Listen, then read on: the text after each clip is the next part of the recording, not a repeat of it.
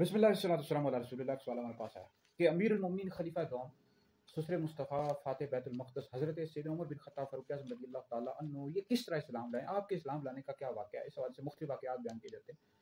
دیکھیے، اس حوالے سے تاریخ کی اور سیرت کی کتابوں میں مختلف واقعات ملتے ہیں۔ سیدنا فاروق اعظم رضی اللہ تعالیٰ عنہ کس طرح اسلام لائیں، مختلف واقعات بیان کیے جاتے ہیں۔ جو مشہور واقعہ ہے اتحاف الخیارہ المہرہ میں موجود ہے، مہارہ میں موجود ہے۔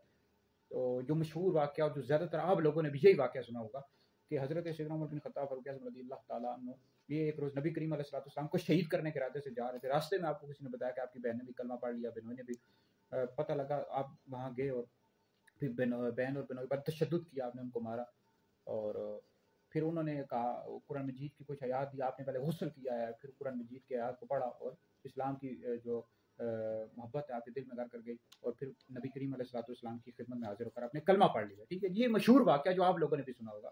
تو بہرحال اس پر کچھ لوگ اعتراض کرتے ہیں کہ یہ سیدنا فاروق اعظم رضی اللہ تعالیٰ عنہ کی شان کے مطابق نہیں ہے، شیان شان نہیں ہے کہ آپ حضور کو معاذ اللہ شہید کرنے کے ارادے سے جا رہے تھے۔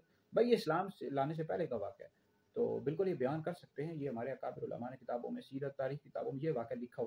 باقی اور بھی بے شمار واقعات ہیں جو سیدنا فاروق اعظم رضی اللہ تعالیٰ عنہ کے ایمان لانے کا سبب بنا۔ ایک واقعہ یہ بھی بیان کیا جاتا ہے کہ حضرت سیدنا ابوبکر صدیق رضی اللہ تعالیٰ عنہ نے جب حضرت سیدنا بلال حبشی رضی اللہ تعالیٰ عنہ کو خرید کر آزاد کیا تو یہ واقعہ بھی سیدنا فاروق اعظم رضی اللہ تعالیٰ عنہ کے ایمان لانے کا سبب بنا ہے۔ اور بھی کئی واقعات ہیں جو بیان کیے جاتے ہیں، اور اس طرح طبرانی اور دیگر حدیث کتابوں میں یہ حدیث موجود ہے کہ نبی کریم علیہ السلام نے دعا کی تھی کہ اللہ عمر بن خطاب یا ابو جہل کے ذریعے جو تیرے نزدیک سب زیادہ پسندیدہ اس کو اس کے ذریعے اسلام کو قوت پہنچا۔ تو بے شمار واقعات ہیں، جو بھی واقعہ تاریخ کی کتاب میں ہو مستند ہو آپ اس کو بیان کر سکتے ہیں۔ ٹھیک ہے جی۔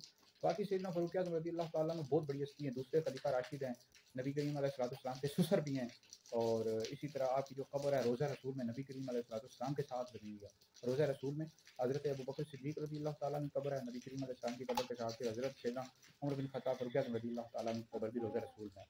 تو بہت بڑی ہستی ہیں جی، حضرت سیدنا ابوبکر صدیق رضی اللہ تعالیٰ عنہ کے بعد سب سے افضل ذات ہے۔ تو بے شمار واقعات ہیں، یہ مستند واقعہ ہے جو میں نے بیان کیا جو شہید کرنے کے ارادے سے آئے۔ بہرحال اس کو بھی بیان کر سکتے ہیں۔ کوئی بھی سوال ہو آپ نیچے کمنٹس میں کر سکتے ہیں، ہم انشاءاللہ اس کا جواب دے دیں گے۔